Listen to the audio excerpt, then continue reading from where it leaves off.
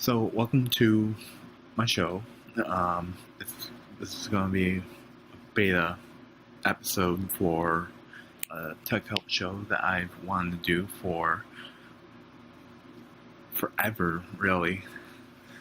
Um, it will be on my tech channel as soon as I get that up and going.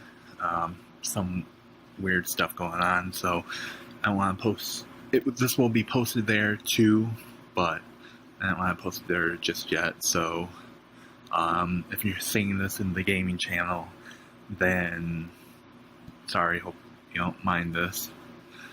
Just for 1 or 2 episodes I'll be doing this. So this is going to be a tech help show. I have some questions for today. I'm hoping to get more. The email address to ask your question is mikesworldoftech@gmail.com. Also, you can leave your questions in the comments below, or on Twitter at CyberMikeB.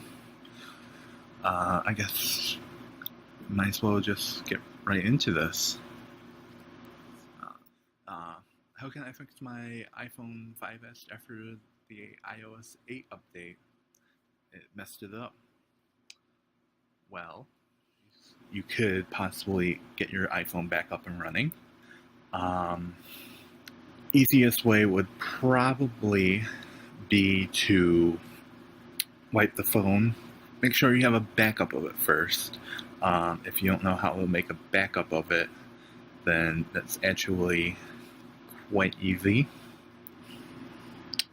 So the first thing you'll have to do is either use iCloud to back up your device, or another way, if you don't have enough maybe room on iCloud to back everything up, use your computer. Plug it into iTunes, like right here. Okay.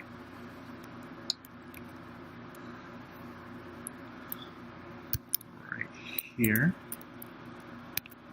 Okay. Let's go open up iTunes. Click on this.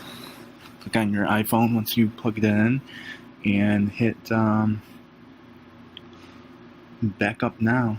And once you start doing that, it will back up pretty much everything on your phone. Photos are a little bit of a different story. You could use something like Google Photos would be a good way to get that, which is free.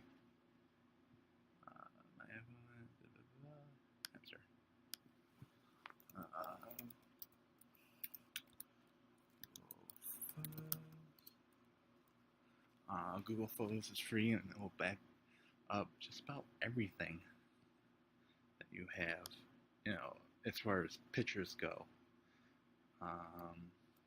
It's safe to use, don't worry. And it's free. Unless you have like terabytes of photos on your phone somehow. But for most iPhones, that should work just fine.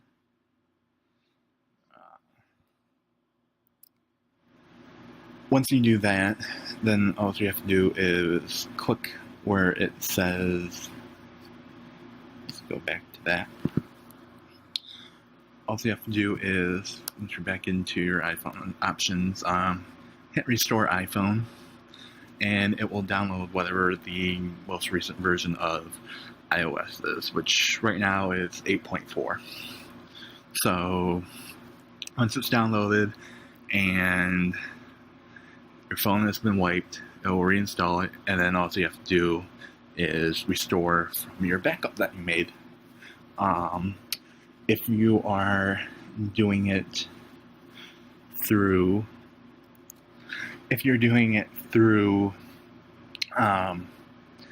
iCloud, doing the backup then once it's done doing it, it's restore. Then you just follow the instructions on your phone and restore from iCloud, which will bring everything back. If the problems still are going, then you might want to do the same thing again, except this time you set up the phone as a new device, which after you do all that, it should work fine, but sometimes things don't back up right, or it backs up something that may be causing the problem. So starting fresh isn't necessarily a bad thing. Just make sure you have everything off the phone that you want. Mostly, pictures. If you're on Windows, you can just plug your iPhone in and it will mount as a like a USB drive, and you can just drag the pictures and videos right off your phone. Make a folder. Then when you want to put them back on, you can just drag it back in. So those are some options for you. Hopefully they will work. Next question is, can I use an HD TV as a computer monitor? Short answer is yes, you can. Most TVs have HDMI out, and most computers not have HDMI, most TVs have HDMI in, most computers have HDMI out. So doing that is a fairly good way to, be able to watch movies that are on your laptop. If you don't want to mess around with doing it wirelessly or buying a box, like a Roku or something, like streaming it that way. One thing is using a TV as a computer monitor. If you're playing games and you're using that TV monitor, you're only going to get 60 frames per second. So 60 frames a second at 60 hertz, I think it is. And you'll start noticing some weird kind of effects. I've noticed it. Even just, I tried a couple of times. I plugged my Mac into a TV and played Diablo, and I could kind of see some sort of like ghosting going on. It was a little weird, but it was still kind of cool having it on the big screen like that. The other thing too is you're limited by the resolution of the TV, which will most likely be 1080i.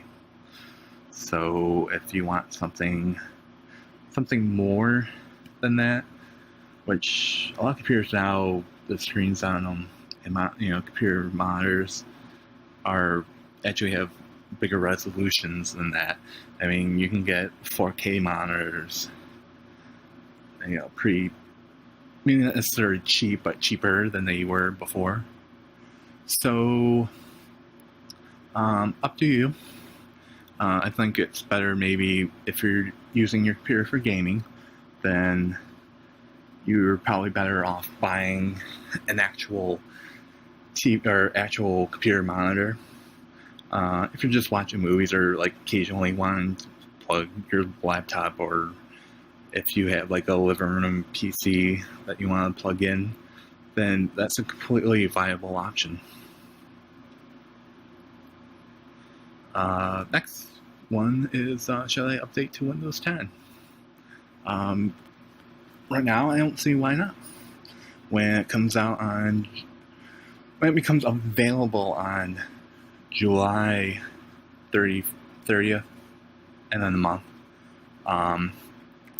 you should be prompted to upgrade to Windows 10, and I would say if there's nothing going on that day, if there's you have a good hour or two to download it and install it, then let it do it. Upgrade to Windows 10. I don't see too many reasons why not to. Unless you know that there is some software or hardware that you have that doesn't work with Windows 10. But the way they're doing it this time is pretty nice. Once you upgrade, you can roll back. If you do the update or upgrade to Windows 10, it will keep all your old operating system and all your files and stuff on there. And if you discover, oh, Windows 10 doesn't work well with my printer, let's just say, then, and you need that printer and you're not going to buy a new printer anytime soon, then there is an option to roll back. And it will roll back the computer the way it was before you updated it, back to Windows 7 or 8.1 or 8, whatever version of Windows you were on before. So, I haven't had any problems with it, with any of the games or any of the software I use, but your mileage may vary. So, when it's available, no reason not to give it a try. It's free for the first year, and I'm noticing on a lot of the Windows computers around my house, it's starting to pop up asking if I want to reserve my copy of it. And if you want it on the day it comes out, it seems like your best bet is to reserve that copy. Because if you don't, then I guess they're doing a slow rollout of it.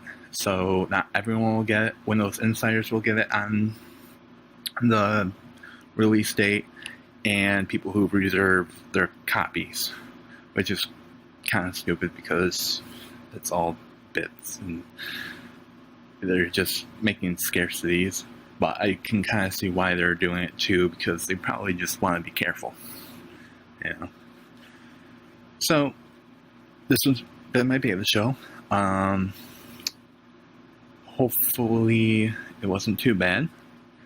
And once again, sorry, it's being posted on the gaming channel. There will be a tech channel soon. I just need to fix some stuff on the YouTube end. And after that, it'll be, I want to do it regularly Monday, Wednesday, and Fridays on the tech channel. So until then,